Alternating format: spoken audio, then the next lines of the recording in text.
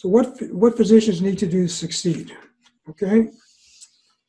Number one is take the work seriously. My experience with working physicians on this for 10 or 15 years is that there are two groups of physicians who take these courses. There are the group that want a hobby, something to do with their extra time. They're tired of playing golf. They can't play golf too well, whatever other hobbies, and they decide to do some file review work. If they get a little income on that, that's fine. It keeps them busy. When they go to a cocktail party and somebody asks them what they do, they have something to answer. They do your file reviews and so forth. And those people can do okay. They're satisfied with making a small amount of money and handling a few cases here and there.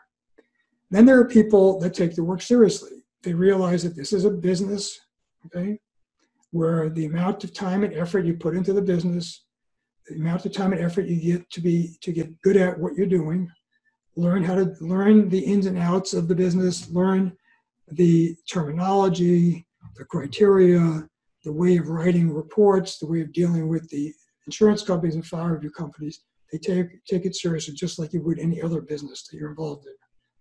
Those people do much better, and by and large, they're very successful.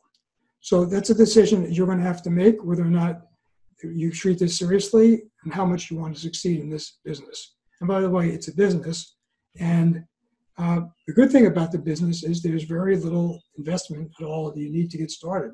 You're taking this course, which is great.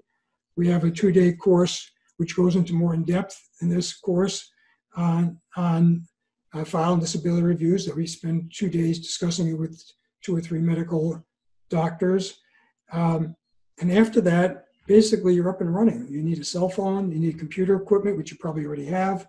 So there's no real bar to entry. You don't have to buy a business. You don't have to invest hundreds of thousands of dollars in opening up a clinical practice. You don't have to buy equipment. You don't have to go through anything like that. You're up and running for a few $1,000s.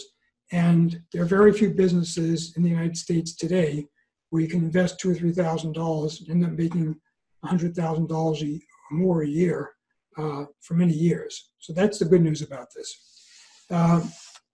And as we were just saying, it's a business. And treat it as a business.